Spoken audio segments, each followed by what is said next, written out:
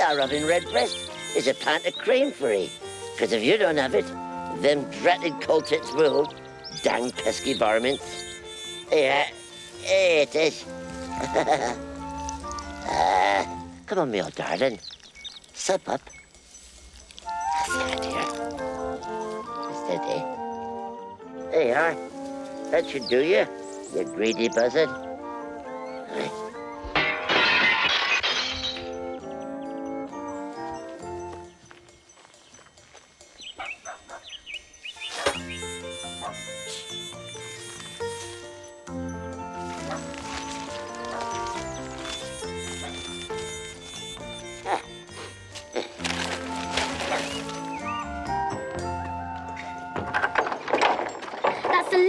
I give anything to Worzel. I gave him half a bar of chocolate and he didn't even say thank you. I told you he wouldn't.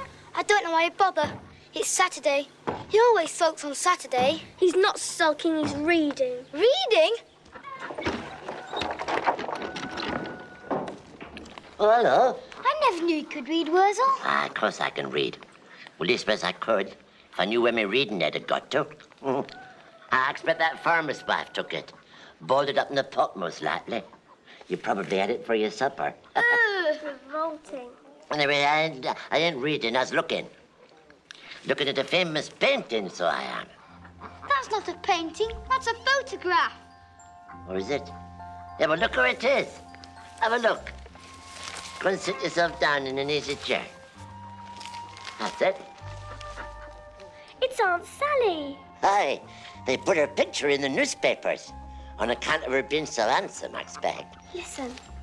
This Aunt Sally, a feature of county fairs and shows for many years, was stolen from the recent village fete. Aye, stolen my boots. She run away. Aye, aye. The Aunt Sally's owner, Mr. Shepherd, a well-known local personality, is offering a small reward for its safe return. Oh, fat chance he'll have. She'll be in America by now, else Egypt. One or t'other.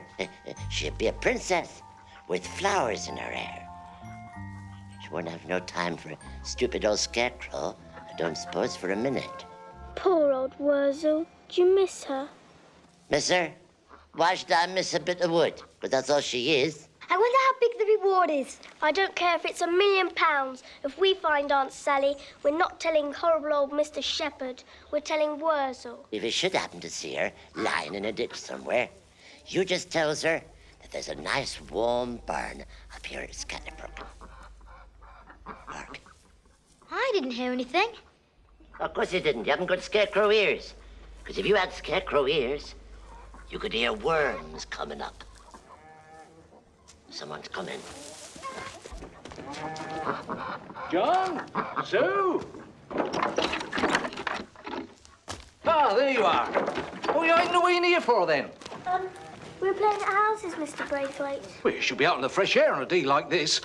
Now, look, I want you to take these apples round to Mrs. Bloomsbury Barton and make sure she pays you for them. Don't let her get away with it by giving you a cup of tea and a slice of cake. Now, come on.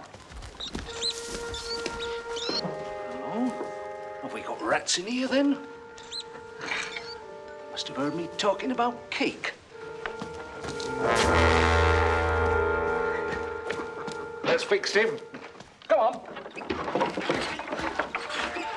Come on.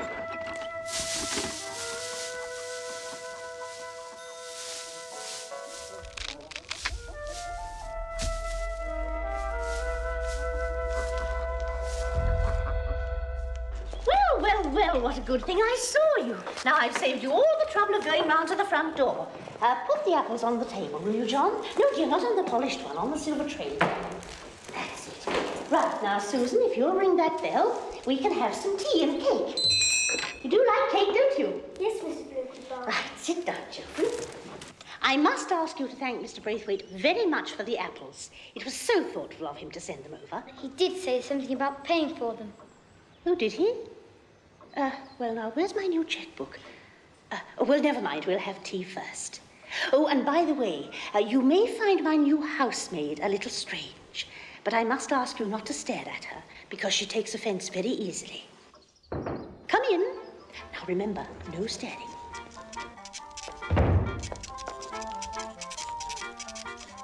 Yes, madam. Ah, Sally, we would like some tea.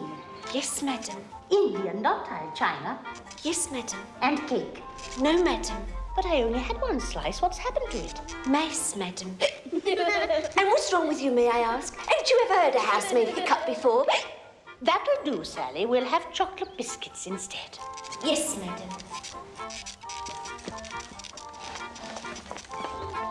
Really, children, where were you brought up?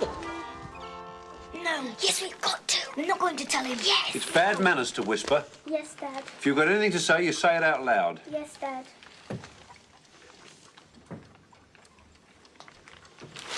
Honestly, you could get a job in a Punch and Judy show, you two could. I'm going across to see if that time switch on Mr. Braithwaite's couch is working properly. No. Yes. We're not telling him, and that's that. We've got to. You know what'll happen, Sue?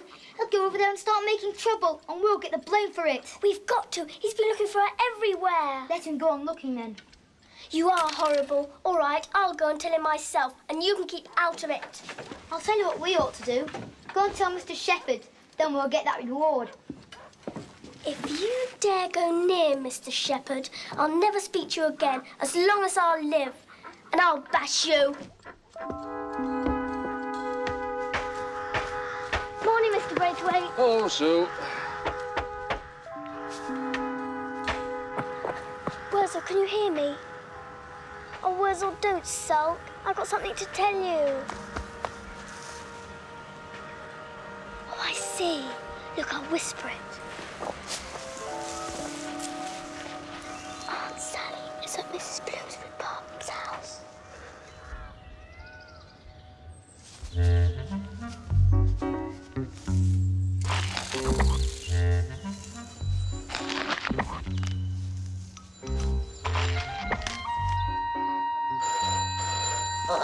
What do you want? If you're the rag and bone man, I've nothing for you. No, I am the rag and bone man. Mrs. Bloomsbury Barton's residence. Oh, good morning, Lady Partington. Yes, this is Mrs. Bloomsbury Barton speaking. Oh, how very kind of you. I should be delighted. It'll be such a pleasure to see your lovely grounds again. I'll order the car straight away. Yes, madam. Sally, I've been invited to Partington Hall for the weekend. Yes, madam. So you'll be in the house on your own. Do you think you can manage? Yes, madam. Of course, I shall pack away the silver. But I don't want you to open the door to any suspicious characters. There was one just roaming around in the grounds, and I sent him packing. If it should happen again, you set the dogs on him. All of them. Yes, madam.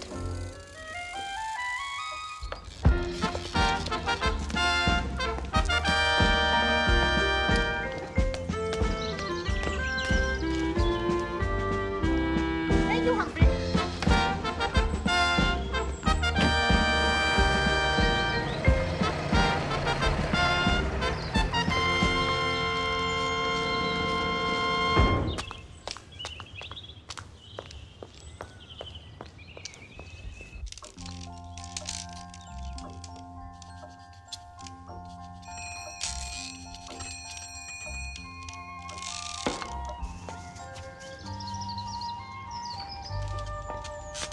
Yes? Oh, a common peddler selling flowers. Be so good as to take them round to the tradesman's entrance. No, I ain't selling them, Aunt Sally. I'm giving them away. They're for you, see? Oh, thank you. I put them in water. Are you an admirer? So, Worzel. Remember me, Worzel Gummidge? Oh, well, one has so many friends. Did we meet at the Partingtons? No, I don't think we met at the Partingtons. No, we met back at the coconut shy in the village fete first off. And then I rescued you from that there police station, remember? Oh, yes, I did work at fetes and fairs for charity, you know. What do you want? Well, I come looking for you, Aunt Sally. To ask you to marry me. Did you indeed? And who told you where to find me? Little birdie told me. My little Robin Redbreast. He told me you was working here. Working here? Working? I've never done a day's work in my life, I thank you to know. I happen to live here. Oh. Well, I thought this house belonged to the fat lady with the hat. The fat lady with the hat happens to be my companion. Oh. I happen to inherit the house, and now I am the owner. Oh, I see. And if you don't believe me, wipe your feet and come in for some afternoon tea. I could do with that, Aunt Sally. I might invite you for the weekend. Oh, that'd be nice. I do have people to stay, lords and ladies and things, but no one from America, of course. No, of course.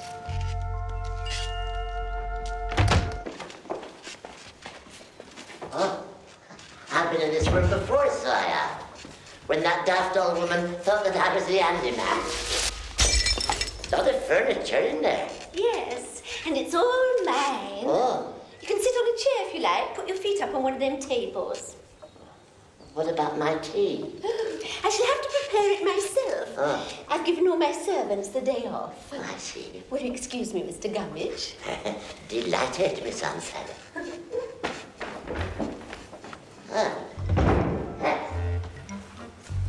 Nice little house. Oh. Hello. Been on your holidays, have you? You got a nice tan up.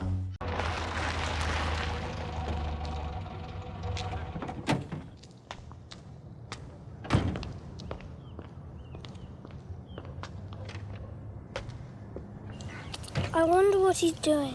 Buying groceries. That's what he said. Not Dad, Worzel. Oh, Do you think he's found Aunt Sally yet? I don't know. I bet Mrs. Bloomsbury Barton's had him arrested. Not Worzel, he's too clever. I bet he has found Aunt Sally and is asking her to marry him. Just the kind of stupid thing he would do. She'll make a lovely wife for him. And to think, I brought them together. Oh. Give us a hand, will you? All right, yo. My, oh, my. That's a tea and half a tea, and no mistake. Oh. I ain't seen a tea like that since I don't know when. Go down to this street. Oh, what have we got here? Hey, wait a minute. Have we got any boiled eggs then? I like a boiled egg to my tea, so I do. Cakes first, boiled eggs afterwards. You don't find cakes like that growing in North Villages? I should think not, indeed. Only the best people can afford them. Do you like milk? Oh, milk. I like milk. In your tea? Oh, I'll have some in that as well. Sugar? Oh, I like sugar. Hey. Oh, how lower class. I always like a slice of lemon in my tea. Oh, yes. 6 cakes or 7? Well, I haven't got my counting there done. Which is most? 6. Oh, that's what I'll have then, and thank you kindly. There you are, 6 cakes. And you start on the jelly. Oh, how many jelly do I get? Oh, what a silly question. You don't say how many jelly, you say how much jelly. You get half, same as me. That's the same as a quarter. Only my quarter's a bit bigger than your quarter, because this happens to be my house. Oh. There's no need to slurp your tea. Only common people slurp. Here, you're slurping yourself. Well, you are. You're slurping. I wasn't slurping. Yes, you was. No, I was creaking. I happen to have rusty hinges. You'd have rusty hinges too if you'd like to sleep on an edge. Oh, poor Aunt Sally. Is that where you ended up before you came into your inheritance? Your inheritance? Before you come into this big house? I've reached the depths of degradation, if you must know. Much you care. I could have been chopped up into firewood for all the trouble you took to find me. That's not true, Aunt Sally. I searched for you everywhere, I did. I did. Thought you'd gone to America, you'll see, Egypt. Or Romania. I could have gone to Romania. I had lots of offers, you know, from dukes and princes and people, but I decided to stay here and attend to my estate. One has servants' problems, of course. And then there's Mrs. Bloomsbury Barton, my dear, faithful companion. She's gone, you know. Do you know? Mr. Maid. No. I mean, I ask you, do I look like a housemaid? Take your thieving hands off that chocolate cake! Where's my chocolate cake? No, it isn't. You've had 5 cakes already. Well, you said I could have 6. Well, 5 is more than 6. You've had more than your fair share. I had 1, 2, 3 cakes, and then another 1 and 2. And that makes 1, 2, 3, 1, 2. And you've had 1, 2, 3, and another 1, 2, 3, and another 1. Therefore, that's my cake. Okay, take it. See if I can. Perhaps you'd like this as well, eh? Oh, well, 2 can play at that game. Are you ready for this? My pretty face! You ruined my pretty face, you horrible heap of straw! Oh-ho! I'll show you. Oh, yeah! You hexagon! Oh, it's not... Scarecrow! Ah! Coconut side! Ah!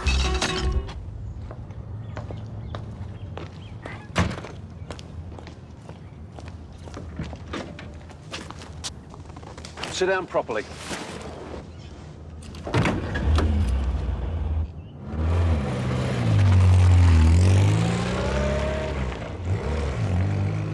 Dad, Yeah? will we be going past Miss Bloomsbury Barton's? Why? I just thought we could pop in and see her. Mrs. Bloomsbury Barton? Usually run a mile if she wobbles over the horizon. Well, it's not her exactly. It's her new maid. We're friends. Sort of. Speak for yourself. And she does always give us a nice tea. Yes, she gives me nice jobs to do as well. And she doesn't pay for them. We've got a nice tea waiting at home anyway. Hello, talk of the devil. Well, I'll tell you one thing, Aunt Sally. That was the bestest tea I've ever had. Oh, did you like it? You must come again. I'm usually in on Wednesdays and Saturdays. How long is it till Wednesday and Saturday? Oh, months. Oh, I don't think I can wait that long. I mean, this was the finest tea I've ever had, but I'm still a bit hungry. Not much of it went into my stomach, did it? Oh, well, that's easily remedied. I've always got lots of food in case people come to dinner. I usually give them boiled eggs. Oh, boiled eggs. You said I could have a few boiled eggs after I finished all my cake. As if I know how to make it. I usually leave it to the cook. Excuse me, Mr. Gummeridge.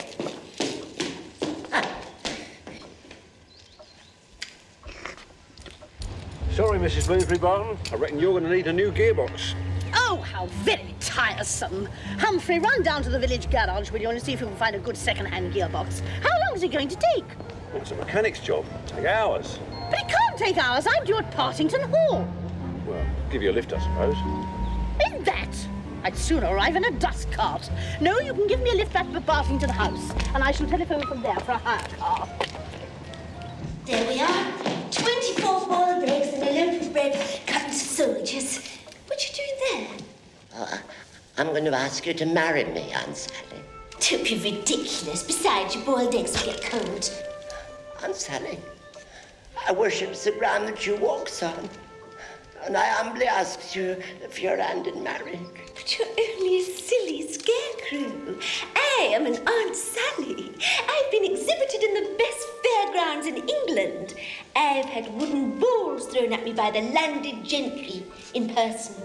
I'm very sorry, but I could only marry a gentleman. Oh, I could be a gentleman, Aunt Sally. I could be a gentleman. I could buy a top hat and live with you in this big house. Quite impossible. And I could buy a pair of spats so I could and talk all la-di-da. I've got a la-di-da head back at Scatterbrook. Them damnation pigs hadn't had it up. But you've no manners, no breeding. You don't even know how to hold a knife and fork. Of course I do. I've held many a knife and fork, so I have. I doubt it.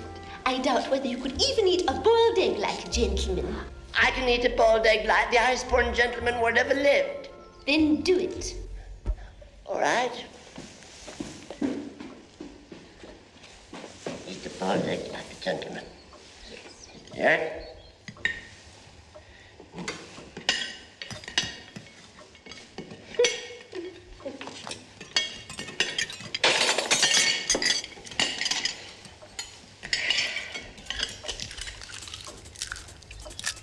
Hey, that ain't fair.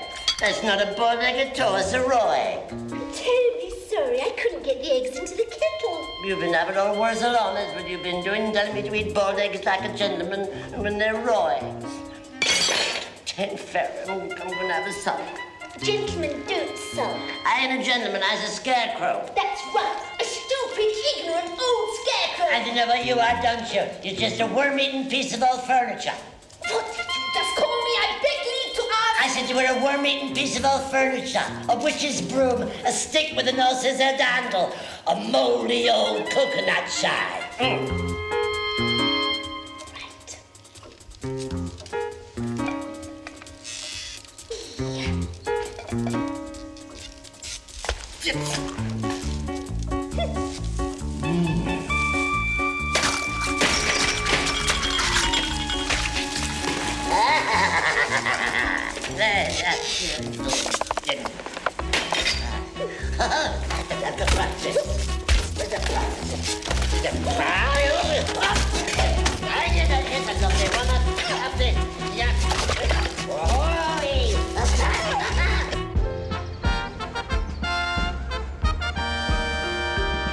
It's no good you sitting there sulking. We've had our fun, now you must help me clean it up.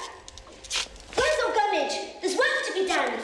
Look, the only work I does is scaring rooks. And as there ain't no rooks in here to scare, I ain't got no work to do, so there. Well, what about all this mess? I can't leave my drawing room like this. We must clear it up at once. Clearing up is women's work, so you clear it up. Take that broom. I shan't. Them has made the mess and clean it up. You threw the first cake, then you threw the first jelly, and you threw the first egg. Right, then I'll throw the first bucket of water. Wait a bucket.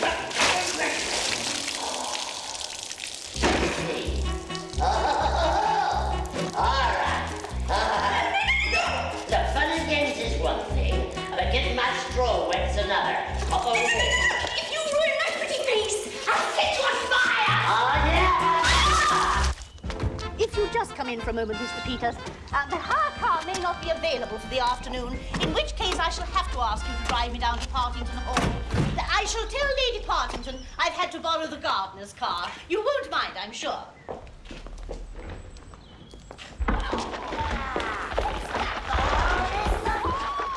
Lazy, good-for-nothing housemaid of mine.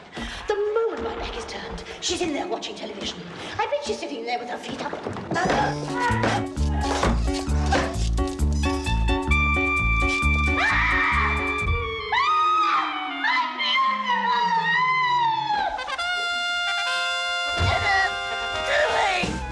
Please.